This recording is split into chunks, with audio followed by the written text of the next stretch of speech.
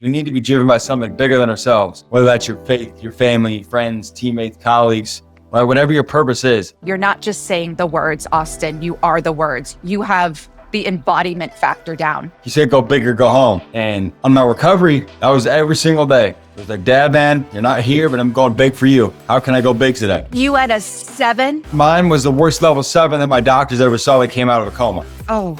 It's impossible to be truly grateful and very negative at the same time. Being committed to the work without being emotionally tied to the result. Ooh, that's hard. You got to be in position to be in position. This is really gritty, what you have endured and gone through. I was like, hey, if my dad's going to go back in the plane, so am I.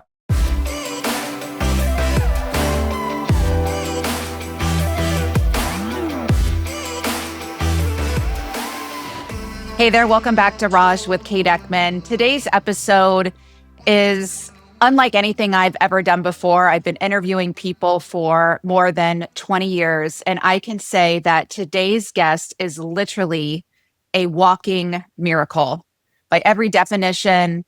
And he is someone who has just captured my heart, just even hearing his story and speaking with him yesterday. It is literally a miracle that he is still alive after going through not one, but 2 tragic and fatal plane crashes that took the lives of his family members. And we're going to talk about that briefly. But what's even more miraculous about Austin Hatch and his heroic story is what he has gone on to do after these tragedies. And he is not defined by them, but is certainly making the most of his precious life. And he has been such an inspiration to me.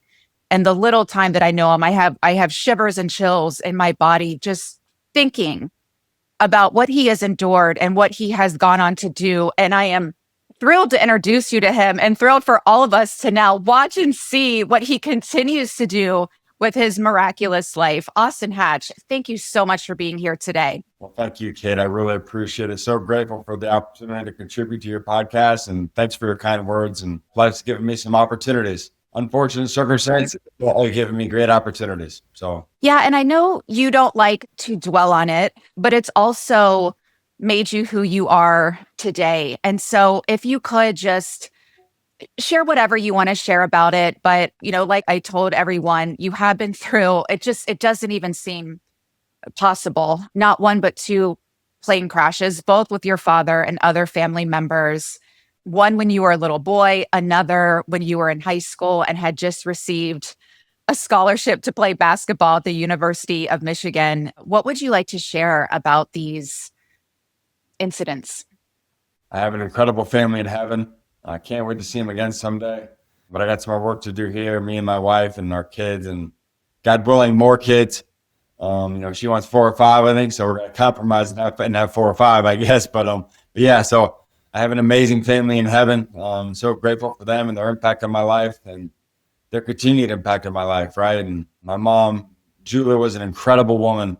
She was the kind of woman that lit up every room wherever she went. She was the life of the party wherever she was. She lit up every room.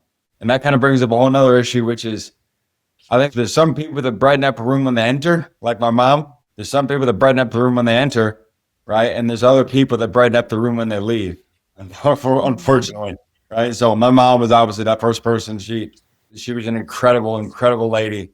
And tragically, before I get into that, so my sister Lindsay, she was 3 years older than me. We had a great relationship. She was an awesome big sister. Now, obviously, any brother, sister, relationship, let you have your disagreements and stuff, but it was great. My little brother Ian was 3 years younger than me. We had an amazing, amazing relationship too. And my dad was a doctor. We also had a small family playing the big fly. I to go visit family and stuff. And we were flying home from my grandparents' house in northern Michigan, Labor Day weekend, 2003. And as you're preparing to land, tragically, the airplane crashed. And I took the life of my mom, Julie. She was 38 at the time, Dad's high school sweetheart. My sister Lindsay was 11, a week away from her 12th birthday. Tragically lost her too. And my little brother Ian was only 5. Devastating loss, obviously incomprehensible loss. But my dad led me through that, and we did our best to keep living in the midst of the pain. And he showed me how to keep going. And I can't imagine what it was like to lose a wife of, at that time they were married 17 years at that time. They'd been together 25. I can't imagine what it was like for him to lose my mom, but he kept going for me, I think, right? Because he wanted to show me. And then obviously terrible losing my siblings too, but we bounced back and as best we could. He was remarried a couple years later. My dad was. We had a great blended family. Didn't replace what we lost. Our second family didn't replace what we lost, but it was awesome to have a mom and siblings at home again. And I was working really hard on basketball skills on the court. Again, to have some success. Had a long way to go. Had to get a lot better.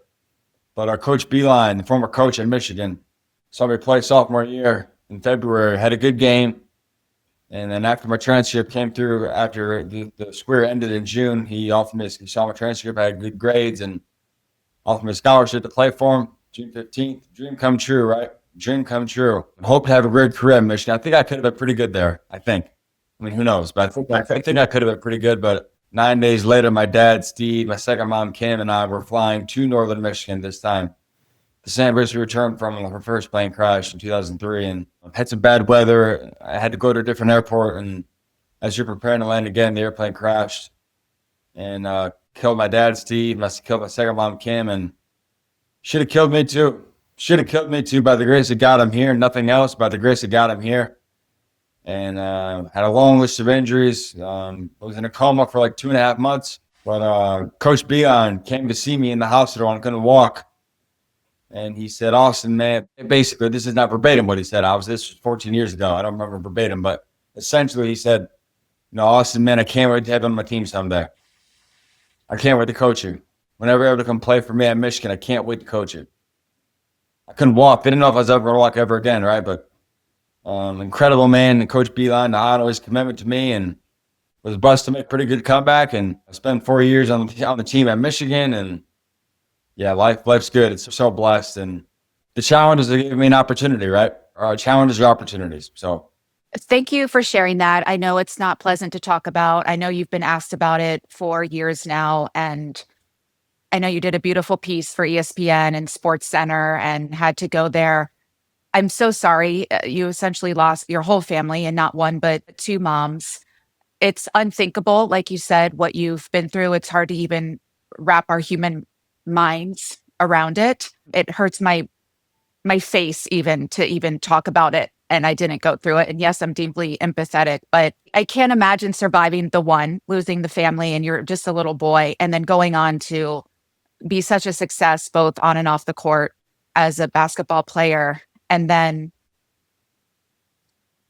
it's just hard to even say. So I can't imagine living it. What even allowed you, because I think this is important, just to talk about your character and the relationship you had with your father, because, for instance, I will never get on a helicopter again because of what happened with Kobe Bryant, who, then his family went through what you've been through tragically. What even allowed you to get on that plane the second time? Because to me, it speaks to your faith and your love and trust of your father. Yeah, 100%. Well, I was so young. I was 8 years old when the first one happened, right? I was almost 9, about 6 weeks away from my 9th birthday. So I was really young, and I idolized my dad. And I mean, he was like my hero, and I wanted to be him. I wanted to be as much like him as I could. And I still do, in fact. And I think there's 2 ways. You could have gone about it 2 ways, right? And maybe it's something like that happens. You shrivel up in fear and stop living your life, or you acknowledge what happened, and you gotta, just because it happened once, that like one bad thing happens. And this is not really an explanation that makes sense, but statistically, flying is a lot safer than driving.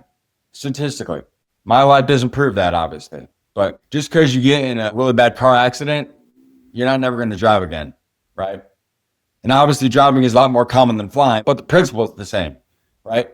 Just because one bad thing happens, just because you lose one deal in business doesn't mean you're going to go out of business and quit.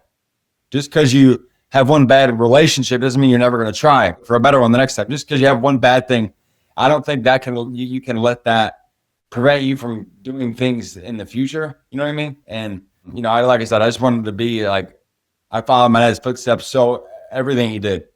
And if he was I didn't even think twice about it because obviously I was young, And flying for me was normal. It's just what we did. I mean, when I was that young, I don't think I ever really thought twice about it. I was like, hey, if my dad's going to go back in the plane, so am I.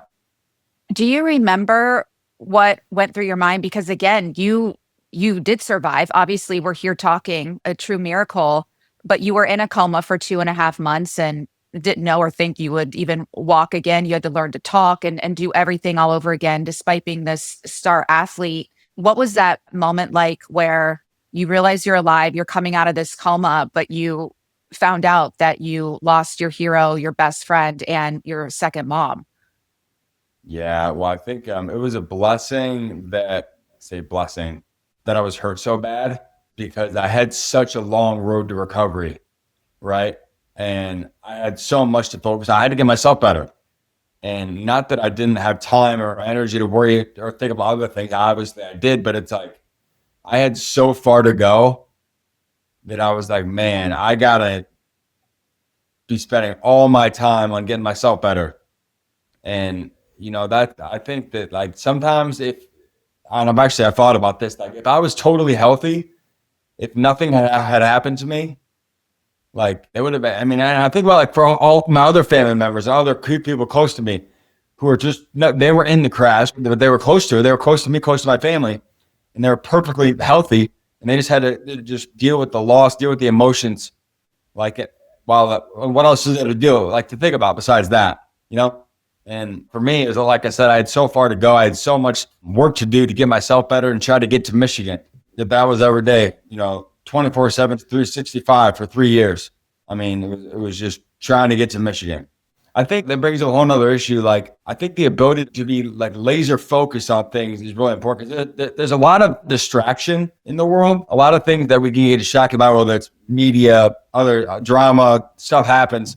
But like, I think having something to really focus on and pour a lot of energy into, whether you're in a bad situation, whether you're hurt really bad like me or not, no matter what, I just think having something that you're really working towards every day is a good thing.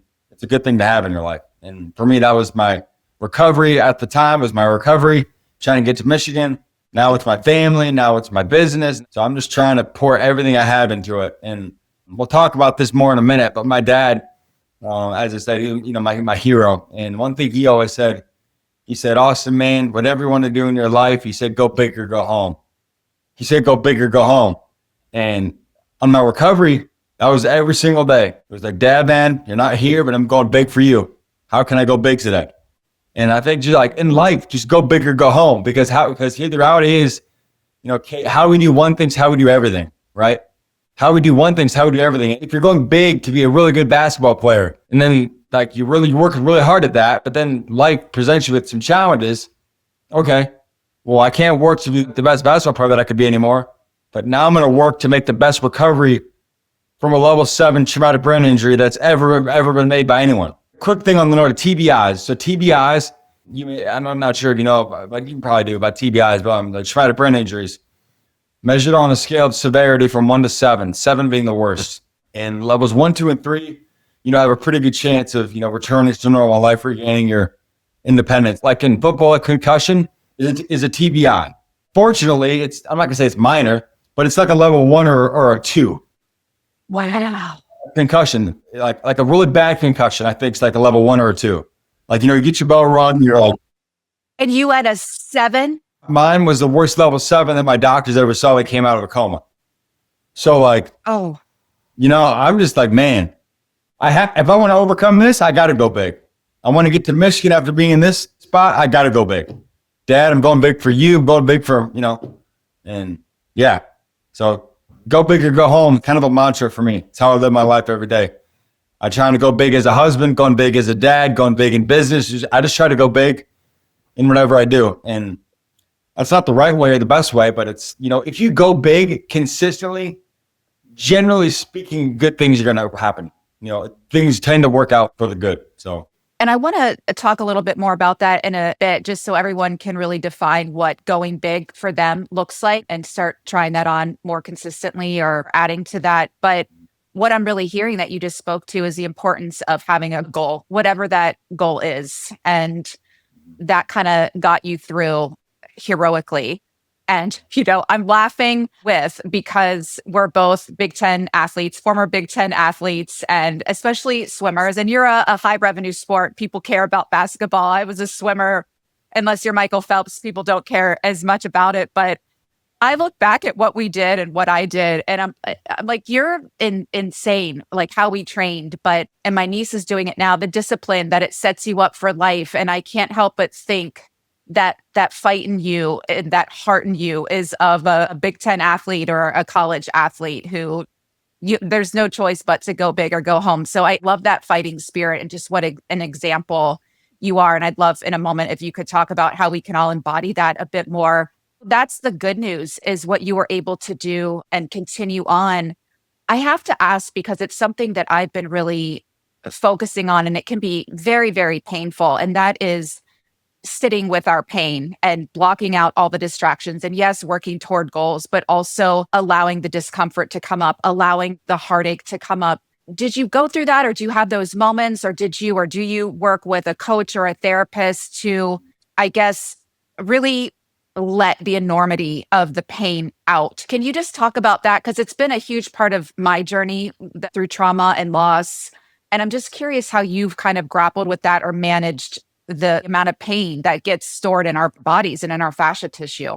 Yeah, well, so after the first plane crash, my dad was kind of my therapist, and I never went and saw I was 8 years, I was not 8, just turned 9 shortly after, and I'd never went to a therapist because it was my dad. We talked about it, and he was the one that I could share with and be honest with, because he went through it too. Like, obviously, and so we both understood. And then after the second one, like I said, I was hurt so bad. Like, I had so far to go, and I'm not going to say that I never felt the pain, because obviously I did, and still do to this day. But I just try to focus more on what I have instead of what I've lost. It's like, I think a lot of our lives are the lives we live, the lives we experience is largely determined by what we focus on, right? And obviously, it's not bad to focus on a loss or an adversity or anything. It's human. We're all human. But I just found, for me, it makes for better experience in life, and just to focus more on the good. Because, and maybe this is naive of me to say, but you look at my life now, it's like, man, I'm not going to say that anybody would wish they had what I do, and that sounds arrogant, but I'm saying, I've got the girl of my dreams, an amazing wife who's an incredible mom. I have 2 beautiful kids who are just awesome. I've got an amazing extended family, amazing friends who are like family. My wife's family is my family. I've just got so much to be grateful for. And this thing that I found, and I actually talk about this when I speak, it's impossible to be truly grateful and very negative at the same time. For me, right? I think I don't understand my best friend's a neurosurgeon. He probably knows the neurological side of this, but I don't know what parts of your brain control negativity versus gratitude, but it's like, you can't be really, really grateful. I'm so grateful for this conversation, but we both have reasons to be negative. We both experience things, but it's like, I can't really be overcome with negativity while I'm also focused on being just so grateful for your time and, wanting to have me on. So I just try to always be grateful. And there's always reason to be grateful, even when things are tough. Even when you go through something terrible, like what we did, right? I lost my whole family, the worst thing in the world. But look at the family I had. I still have. Look at my family I have now too. My kids, my wife, my in-laws, my friends who are like family. I just have so much to be grateful for. And when you take a step back and look at the big picture, like I said, it's hard to be consumed by only worrying about the loss or only focusing on that. Sorry if that was kind of a long-winded answer. No, it was perfect and beautiful. And I appreciate you sharing that, because there's all these shows out there with the gazillionaires and how we make the money, and they give their approach. And for you, you're way more impressive than anyone who's made millions and gazillions of dollars, because this is really gritty what you have endured and gone through and come out of and have triumphed over. And something that, fortunately, 99.9% of people will never experience. Thank God. And so that's why I just like to kind of get inside your mind of how you even, because I just think back to, and again, you were still a kid, you're a teenager, what just signed this huge scholarship to play at Michigan with one of the most beloved coaches ever. And it was kind of taken away from you, but it wasn't, because you still got to go. And I would love to talk about that, because I would just even love to talk about the journey from that hospital room to where you are now. We're seeing the fruits of your labor and blessings. And I mean, even just, I don't know if anyone's told you lately, but you're clearly very protected and blessed. There's someone up there, a greater power who's looking 100%. out for you. And I love kind of what you said, because you could be bitter or resentful or angry or on drugs and alcohol, and we all wouldn't blame you, angry with God, very angry with God. And instead you've chosen, and I see him like, despite all of that, gosh, you're so blessed and protected. And then to go on and have this beautiful family of your own is, thank you. Thank you, God. But what was that journey like between the hospital room and how you got to where you are now? And I can see why you're a very successful professional speaker. And I hope anyone who is listening to this hires you immediately, because what I said to you yesterday that makes you so impressive is you're not just saying the words, Austin, you are the words. You have the embodiment factor down. You embody what you're living. So everyone is going through something right now. How do we get from our coma level 7 TBI to this success story that you are now? What would you like to share with us? Because it is heroic what you've done. Well, thank you so much. And like I mentioned earlier, the tragic plane crashes and the tragic loss and the terrible injuries I had in the second one, there's an opportunity there, right? There's an opportunity there. And like what I do now, I speak and try to inspire people to overcome their challenges and, keep getting after it and overcome and persevere. And there's an opportunity there too. People need to be inspired. People need to hear a positive message about grit and resilience and, overcoming adversity. Like there's always an opportunity. And, for me, I just did my best. I couldn't control what happened to me, obviously. I couldn't control that. It is what it is. But by the grace of God, I survived. Shouldn't be here. I shouldn't be here. No chance. But by the grace of God, I am. I knew I had 100% control of how I chose to respond. 100%. And I'm not going to say I made a perfect recovery, because obviously I didn't. But like, if we just always remember to control the controllables and not be distracted by the other stuff, like focus on what we control, like good things are going to happen and we're going to get to where we want to be. Maybe not by next week or next month, but if we control the controllables for many years on end, like, we're going to get there. And, for me, you guys kind of alluded to it, it took some grit though. It's going to take grit. It takes grit to control the controllables. It takes grit to overcome challenges. It takes grit to whatever your challenges are, whether you're in a coma trying to get to Michigan like me, or whatever it is, or it's to deal with your family or at work or whatever the challenges are. I do believe it's going to take grit to get there. And so this is what I talk about. So a lot of people think about grit as, hard work for the long-term goal, like perseverance and discipline. And that's all true for sure. But for me, it's defined a little more specifically than that, because so grit's the long-term goal. I'm in a coma trying to get to Michigan. That's a long-term goal, right? That's many years down the road. It's going to take grit to get to Michigan, but it's also going to take grit to get out of this hospital bed and walk to the other side of the room. That's going to take grit too, right? So I think grit's more specific than just hard work. So it's like, I want to run the marathon, so to speak, but if I can't run 1 mile today, I better try to get to be able to run 1 mile first, and then 2, and then 3, and then 5, and then a 10K, then a half marathon, right? And work my way up to it. So I think grit's the same way. So grit's 4 letters, 4 key components to it. But I believe it's driven by a greater purpose, first and foremost. We need to be driven by something bigger than ourselves, whether that's your faith, your family, friends, teammates, colleagues, right? Whatever your purpose is. I have my purpose, my faith, my family in heaven, all those who are there to support me, Coach Beeline, my Michigan family. Like, that's what it is for me. Yours is different than mine. Everybody has a different purpose, but I think we need to find that though. We need to find something that we're willing to sacrifice for. That's what it is.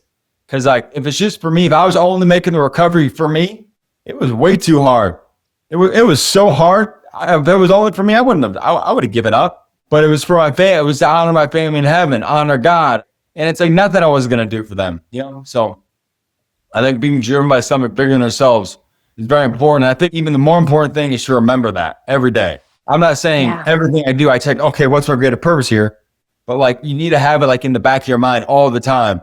Like, this isn't only for me. Obviously, recovering, it was for my benefit too, but it was more so to honor my family and make them proud because I think they're still with me. So purpose drives great. I'll go through this really quick. I know I've been talking for a while. So the growth mindset, adversity is opportunity. If we don't grow from adversity, we don't grow from injuries or losses or any kind of adverse circumstance. We don't grow from it. But I think we can grow by how we choose to respond. It's a choice to have the growth mindset, right? It's also a choice to have the victim mindset. It's a lot more common to choose that, I think, right? But if we want to achieve our goals in the face of challenges, I think we need to have the growth mindset. You got to always look for the opportunity. I'm reminded of how at Michigan, we didn't lose many games when I was there, right?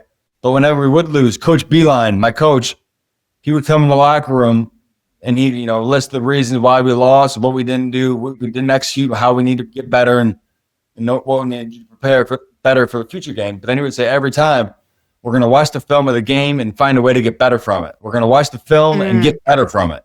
Not get better because you lost, but get better by looking at our mistakes and turning those mistakes into learning opportunities. So I think the same is true in life. I'm just pausing you there because I'm sure people listening need a pause and are like, wait a minute. He had the level 7 traumatic brain injury, couldn't walk, talk, do anything. And he's talking like he still went on to play basketball at University of Michigan. And so we just gotta, because for you, it's just another Tuesday that you're doing these unbelievable things, Austin. But for my audience, they're like, wait a minute. He went on to University of Michigan and played basketball. So what? Yeah, like I said, had an incredible team that helped me overcome, and amazing doctors and therapists and nurses and the prayers and support of many. And yeah, I don't know how we did it, but we did. And no, it was great. And I'll get into this more in a minute too, but Coach Beeline honoring his scholarship offer to me, honoring his commitment. Oh, man. I'll talk about that more in depth in a minute, but he doesn't honor my scholarship. I don't meet my wife. We don't have our kids. Like that man himself literally changed the entire trajectory of my family forever. So you met your wife at Michigan because he still offered you the scholarship. You still went, and I don't know how long after you were in the hospital, and then you met your wife. My wife was my freshman year, and something's cool about her. Maybe talk about her a little more in a minute. Incredible woman. And so her dad's a big Michigan fan. When I committed June 15th, 2011, her dad follows recruiting and stuff. And it's like, hey, Abby, we got this really good player from Indiana. I think he's going to be a really good player for us. Yeah, cool. He looks like he's going to be good. And then 9 days later, her dad went down to Abby's bedroom. It was like 10:30 at night. It was a Friday night, June 24th. And her dad was like, hey, remember the guy I showed you last week who just committed to Michigan? And she was like, yeah, the guy from Indiana. And her dad was like, yeah, well, he just got on a plane crash. He's probably not going to make it through the night. Like, we just got to pray for him and his family. It almost like the emotional thing about it now. Like they got on their knees and prayed for me. They didn't know me or my family. They didn't know who I was. Right. And they just prayed for me and my family.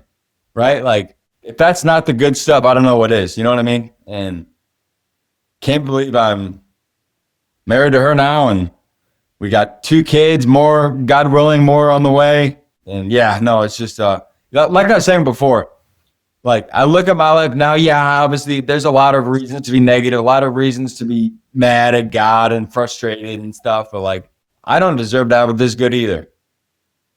I don't. I disagree. I feel like you deserve the world and then some. No, it's, yeah, we're so blessed. So you go on to Michigan, you're on the team.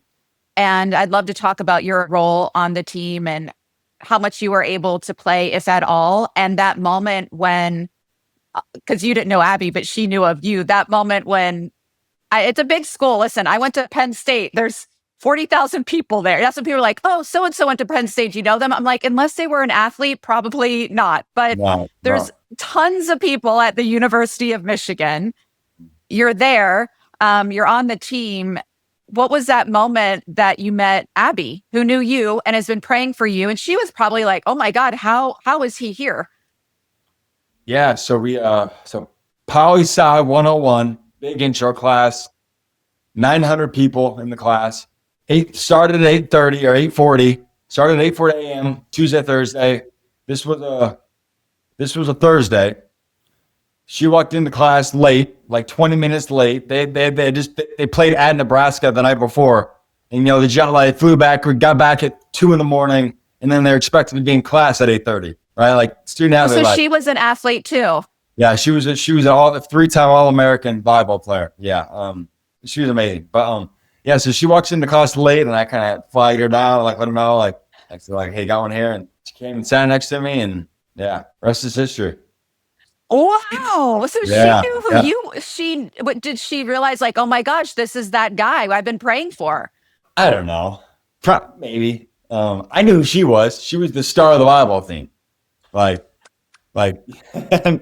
so whether she knew who I was, that's irrelevant. Right? You know who she was. Okay. Yeah. I love this. Did I ever? Yeah. Flagged her down. Yeah. That was October 26, 2014.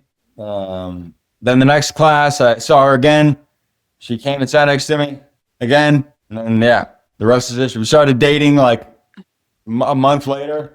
That was, or a month and a half, December 17th, 2014. Dated through college and got engaged when I was a junior. She had just graduated because she was a year ahead of me, right? But Austin, it's not falling lightly on me that it sounds like were you 3 years delayed getting to Michigan, or because of your 1 year? 1 year. So even because So you were I committed to play in Michigan June 15th. She committed to play like July 15th, the same summer, to play volleyball. And yeah, but it's amazing. She's so grateful for her life. And yeah, let me go back really quick. So we talked about grit. So purpose-driven growth mindset. The R is the decision to be resilient. And I think if we decide to be resilient, we commit to taking massive action. You're not resilient if you overcome your challenges. I think you're resilient if you take action in the face of adversity, right?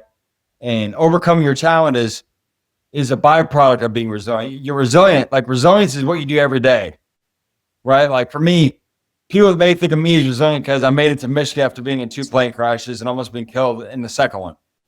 That doesn't make you resilient. I think it's the resilience was every day. You're resilient if you get out of bed in the morning, practice walking, like learn how to do like wall push-ups, learn how to do speech therapy, learn how to talk again, right? Like that's resilience. You're not resilient if you achieve the goal. You're resilient if you take action. So the I is integrity. Of course, integrity is being honest, doing the right thing and always looking. Very important, obviously, in any business. It's obviously a big part of it, big part of the culture. But to me, integrity is also following through on our commitments, especially when circumstances change. Like make a promise to someone, you tell them you're going to do something, and you give them your word, so you give them your word, right? Like what Coach B did for me. He offered me a scholarship. It's a multi-million-dollar deep commitment. Like when I was playing at a high level, and then when I'm 16 years old, he thought I was going to be able to help his teams on the court by scoring and rebounding. The second plane crash happened 9 days later. Should have killed me. Put me in a coma for 2.5 months. And he came to see me in the hospital when I couldn't walk. I might never walk ever again. And he basically said, I can't wait to have you on my team someday, Austin. Whenever you're able to come play for me at Michigan, I can't wait to coach you. So his follow through and his commitment didn't depend on the circumstance, right? He made a commitment, so I made a commitment. And I think from an organizational, cultural, collaborative team perspective, if we could all do that, if we could all live by that idea, yeah, we give someone our word, we make a commitment, yeah, we're going to follow through. It's just what we do. Of course, we're going to get it done. I feel like if the world was full of more people that followed through on every commitment they made, I think things would be a little different. But so lastly, the last letter is T. T is the team first mentality. Team first mentality. And as you kind of talked about earlier, you're both Big Ten athletes. You probably better than me. So I'm the all-time lowest scoring full scholarship athlete in program history at Michigan. I scored 1 point in 4 years, Kate. 1 point in 4 years. But I was on the team. Coach gave me a role. And so I owed it to my team to take pride in that role every day. Be a great teammate, shag balls in practice, help with drills, bring positive energy to the gym every day. Just bring energy and work hard to be the best that I could be. That was my role, right? I scored 1 point in 4 years. 1 point in 4 years. But no, coach kept me in the program. He included me, and I wanted to find some way to contribute. So that's the nutshell of the grit. Purpose-driven growth mindset. Decided to be resilient. Live with integrity. Follow through on our commitments. Lastly, be a great teammate. Take pride in our role. You know, some people talk about grit and they have their own framework. And like I said, you embody it, you live it. And it's just such an honor to be here with you. I think too, because it is a miracle that we're even talking and that you're here. And I love what you said to me yesterday, because the journalist in me, I could spend hours. We could do a 10-hour interview just on the plane crashes. I have that many questions. There's so many things I want to talk to you about. And I love that we can talk about something that doesn't define you. And what defines you, Austin, is what you've done in spite of it or because of it, and in honor of the loved ones who are no longer physically present in your life. And that's why I'm like, you don't even need to say much. It's just you living and walking and just being in the world is the inspiration. So it is important we share your story, though, so that people can just think of you when they're going through a hard time. And, you know, you really put things into perspective for me. And I love that you have a happy ending. And I even think of, you know, you went to Michigan with this scholarship, and you would think that that would be the biggest thing that you would do is I played basketball at the University of Michigan, regardless of how many points you scored. And you did that still somehow, but also what's way more fabulous than that for me is that you met Abby and that story, and that gets to be your legacy and building something with her and having this family. Do you feel your mom and your dad and your second mom and your brother and your sister around this family, their presence and what they would think of Abby and your kids? Oh, they would, someone's really cool. So I have a big family. My dad's side is a big family. My dad's mom was the middle child of 12.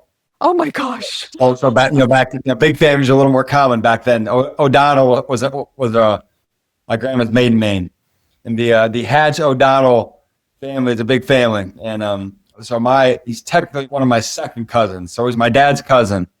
So my second cousin is a minister. He married us. And I remember in his, wedding sermon homily, he said, I know exactly what Steve and Julie and Kim would say if they saw Abby and you. They'd just say, oh, perfect.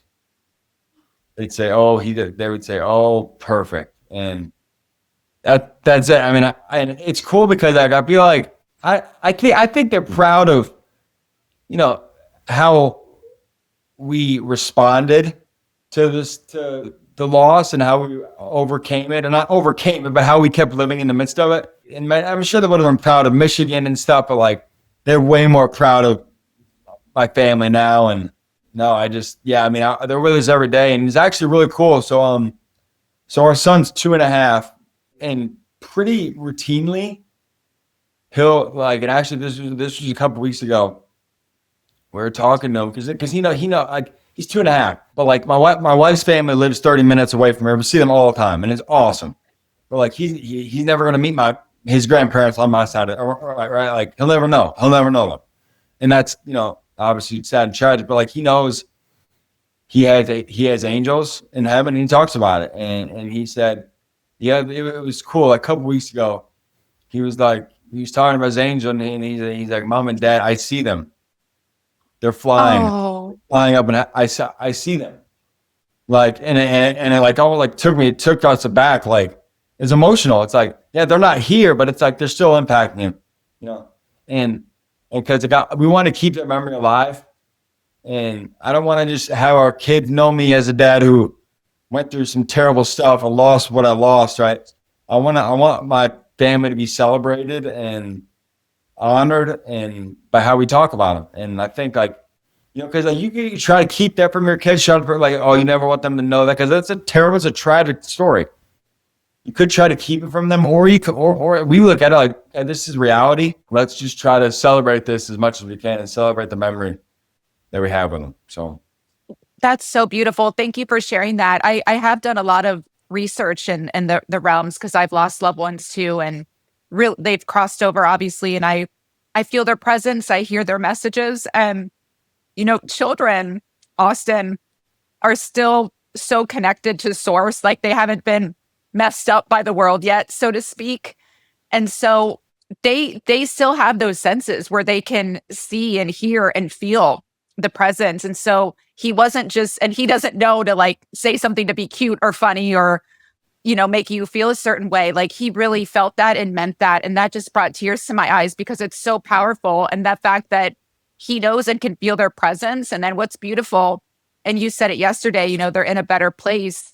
And when our loved ones cross over, it's just all love and forgiveness there. Like all this stuff in the world, like anger and people fighting and all of that, it all dissolves when we go to heaven. And so the fact that he can feel that presence and knows that he has these powerful angels, and then not that you need a reminder, but it does remind you of their presence around you. And maybe that's why you don't dwell in the sadness, because you're like, man, I've got so many powerful angels and they connected me with Abby. They've helped me go on to do all of this. And I don't know, you probably even feel them when you're on stage speaking, because I know it could be quite uncomfortable to talk about the plane crashes, but you also get to feel their presence. Do you feel that? I feel it for you. So I'm like, totally, totally. Yeah. It's, Ooh. and I sometimes feel like, obviously, you've done a lot of speaking too, I know, but sometimes it's like we're on stage speaking, and giving a message and stuff. But sometimes I feel like it's God speaking through us, you know, Yes. like this is how I feel about it every time.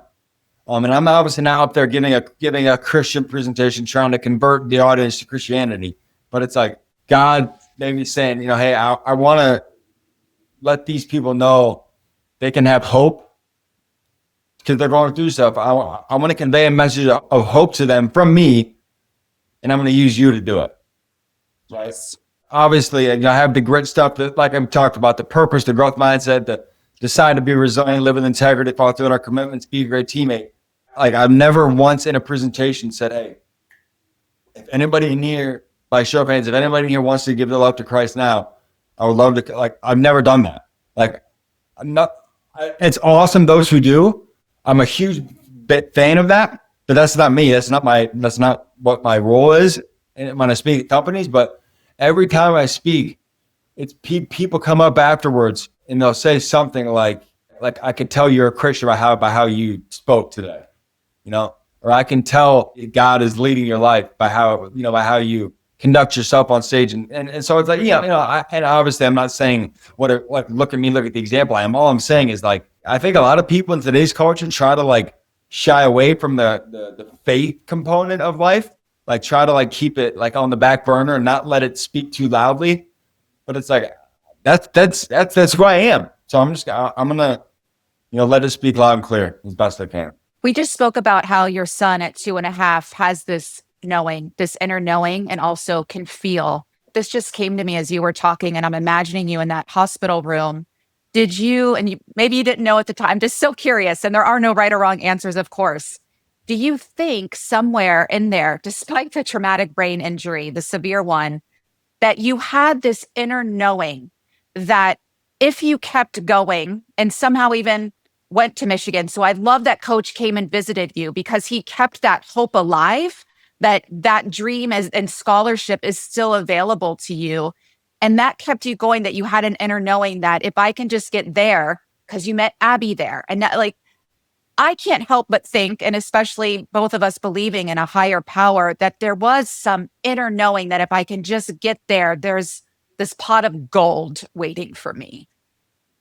Yeah, I think, to be totally honest, and I'm sure you think about it, like there's no way of knowing that, but like it's like if you grind and you work and you keep getting after it. Like, have you ever noticed how like some people like good things just seem to happen to them? Like the ball just bounces their way pretty consistently. And I'm not gonna say I'm that person, but like I feel like after the loss, after the tragedies and stuff, I feel like the ball has bounced my way a lot of the time. Not all the time, but a lot of the time. Like right, because like if you're disciplined and committed and work at it, like good things just happen. And it's kind of like one of those things where you kind of like create your own luck, so to speak.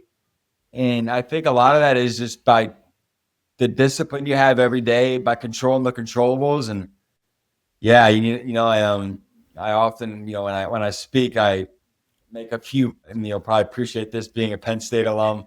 Maybe you do the same or you do the same when you speak, but I often give some pro Michigan comments. Subtle, but pro Michigan comments. And here's the thing: the reason I'm like, I talk about how, I'll often joke like, so I talk about Angela Duckworth. You maybe heard of her. She Wharton Business School, really smart lady. Not a Michigan professor, but Wharton, UPenn's It's a good school. It's not Michigan though. But I'll say those kind of things. But the reason I say that is Michigan is such an incredible place with such incredible people. It's the people that make it what it is. It's the culture that Coach Beeline built at Michigan when he was there. And like, I'm not going to say I'm not surprised that I had such an amazing experience with him, because like he's such a high character, high integrity man of such discipline, faith, and values. And like, I'm not surprised by it. Like, I'm not surprised that he did that. Like, Coach Beeline is everything that's good about coaches. He's everything that's good about coaches in the world of college sports. And Michigan, to me, Michigan's everything that's good about higher education. And I'm like, of course I'm going to meet the girl of my dreams there. Of course I'm going to it's like everything, like kind of like what you said, there was a pot of gold waiting for me at Michigan. I had to do a little extra work to get there. Sorry again for the long-winded answer. No, you're great. You're perfect, Austin. It's a lot to digest and articulate. And you're doing it perfectly, as your family says about your wife and children and your life now. You're doing it perfectly. I'm also what I'm getting is, it's because it wasn't a risk, but it's almost like the pot of gold was even bigger because of what you've been through. And I think it's a message of when we're going through really hard times, if we can find this strength and courage and grit to keep going and keep putting one foot in front of the other, the treasure in the pot of gold on that path is even greater than what we could have imagined. And I can't help but think you'll have at least one child who is some sports star at the University of Michigan and continuing that legacy. What else do you want your legacy to be? Well, one thing I was thinking about as you were speaking, like, and achieving the pot of gold, like me believing there was a pot of gold at Michigan if I could just make it there. But I think for me, a big thing is like, and you'll probably agree with this, the ability, and maybe it's not even an ability, it's just being committed to the work without being emotionally tied to the result. Ooh, that's hard. Yeah, like no one had any idea that I was going to be able to make it to Michigan. I didn't know. Nobody knew. Like, no one knew I was ever going to walk again or ever talk, or like nobody knew. Doctor didn't know. I didn't know. And it's like, okay. Well, hey, he and one of my coaches at Michigan always talked about this. He kind of ran the defense at Michigan. He always said you got to be in position to be in position, right? Like in basketball, like you probably know, but like help side defense, right? Like if the ball's on the other side of the court, I got to be in a position to help my teammate if he gets beat. But if I'm out of position, I'm never going to be able to help my teammate out, because if I'm not keeping my head on a swivel, looking at the ball, being able to watch the ball and my man, if I'm not paying attention to what's going on over there, if I'm only focused on my guy, I'm not going to be able to help him because I'm not in the right position. So it's like I don't know, like maybe it's like in swimming. I don't know if you did like relays or something. Mm-hmm. Maybe I'm not a swimmer, but I think like if you're not set up, like it's got to be a quick changeover, right? Like person touches the wall, the other person has to jump in right away. If they're not set up ready to go, they're going to take too long, and then the other team is going to get ahead and beat you, right? Like you got to be in the right position and be ready to jump off that block. And right, I don't know if that's an actual example that makes sense. Yes, but yes.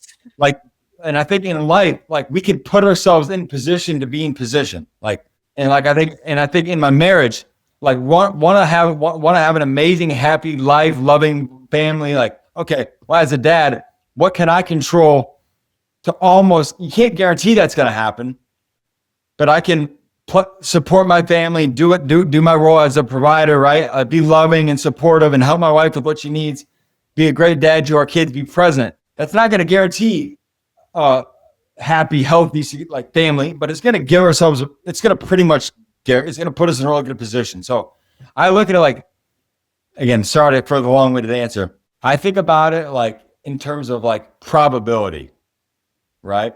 This probably doesn't make any sense. I didn't do very good in stats class at Michigan, but You're great. But probability, what can I do to increase the probability of achieving the desired outcome? Like on my recovery, take massive action, be disciplined, don't take shortcuts every day. That's going to increase the probability that I get to Michigan.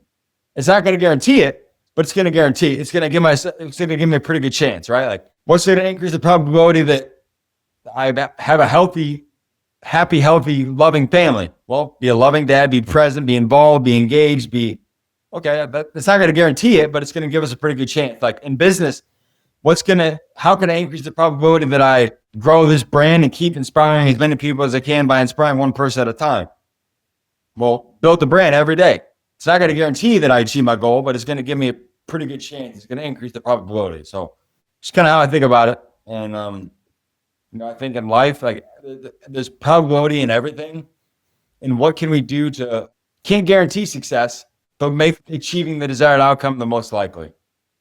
Yeah, I love that answer. And I still would love for you to speak on looking back at your life. You're still so young, but whether it's now or in 50 years, 60 years, what you want to be remembered as. I think it's someone who found a way. In our family's hard. I mean, it's the greatest blessing in the world, but it's hard. But you find a way, right? You find a way to give your kids the best. It's tough, but it's like you find a way. And I think two things for me. It's and this is my dad too. So a quick story about my dad. Impacted a lot of lives as a doctor. Impacted a lot of lives that way. But he impacted more lives by how he treated people every day, and just by the man he was. He would drive carpool to school 2 days a week, Wednesday and Friday, from like 2005 to 2011 before I could drive myself to school. And the cashier at the McDonald's we'd go to on the way to pick up my buddy and his little sister at their house, or the guy at the pickup window, excuse me, the guy named Josiah. Josiah was always there Wednesday and Friday whenever we'd go. And instead of just getting the food and driving away, my dad would take an extra 2 or 3 seconds and just tell Josiah, I appreciate you, man. Praying for you and your family. Make it a great day. Can't wait to see you again next time. You'll be in my prayers, right? Like super small, took very little effort. I was talking to a family friend of mine last summer, and she said that cashier, the guy at the pickup window at McDonald's on DuPont Road in Fort Wayne, Josiah was at my parents' funeral after my dad and second mom died. He was at their funeral. I wasn't there. I was in a coma fighting for my life. But I think the reason Josiah, he didn't know my dad outside of McDonald's. Like, I think the reason he went to my parents' funeral after my dad died, dad and second mom celebrate their life, is because my dad left him a little better than he found him, right? Just by doing a common thing in an uncommon way. Like very common to go to McDonald's or Starbucks or Dunkin' Donuts or wherever you go. Very common. But it's not common to take it the extra couple seconds to let the guy or girl at the pickup window know that they're appreciated and valued and you care about them. So I think, that's one the thing that I know my dad most by, that I'm most proud of him for, is just how he left everything, wherever he went, whoever he talked to, whoever he worked with, whatever patients he treated, or the pickup window at McDonald's, or anytime we'd go to dinner together, whatever he did, he left people better than he found them everywhere he went. And I think if you can be known as that kind of a person, that kind of a man or woman, I think it's a great way to be known. So if I can someday, when the good Lord calls me home 75 years from now, after we have a lot of kids and grandkids and great grandkids, Austin has, I think three big things. Well, one, he found a way. That's a good one.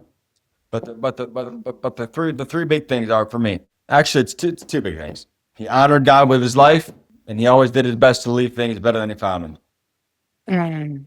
Can't really do anything to guarantee you have that reputation. But if I could be known as that kind of a man who always impacted people in a positive way and left them better than they found them, I think that'd be a great way to be known someday. That's so beautiful. And we could leave it there. I have one more question. And I love that Josiah was at the funeral, almost, taking your place in a way. It can't take your place, but kind of even went for you. And I'm sure knew that you couldn't be there. It's so beautiful. If anyone listening, including myself, we're having a bad day, a challenging day, and those days where we find it hard to find a way, and we had the privilege and honor of calling you, what would you say to us if we're like, man, for whatever reason, big or small, I don't know if I can keep going, or I feel really stuck or hopeless or stressed or fearful. What would you say to us? Don't think if, think when. Don't think if I'm going to overcome this. Don't think if I bounce back from this challenge. Don't think if I achieve this goal. Think when. It's not if, it's when, right? What you're going through right now, I don't know if this actually applies to you directly or anyone listening. Whatever you're going through, yeah, it's tough, but it's not going to be nice if you overcome it. It's going to be nice when you overcome it. It's not going to, right? And I think to give ourselves the right to have that mentality, we got to commit to doing the work. I'm a big fan of encouragement, positivity, motivation, inspiration. It's all great, but that doesn't replace the work though. Like, it takes work, and there's no two ways around it. I mean, it's going to take work to overcome. So I believe whoever's listening, whoever needs to hear that message, I believe you'll overcome. I believe you'll find a way. And it's not going to be nice if you overcome it. It's going to be nice when you do. There's no two ways around it about putting in the work.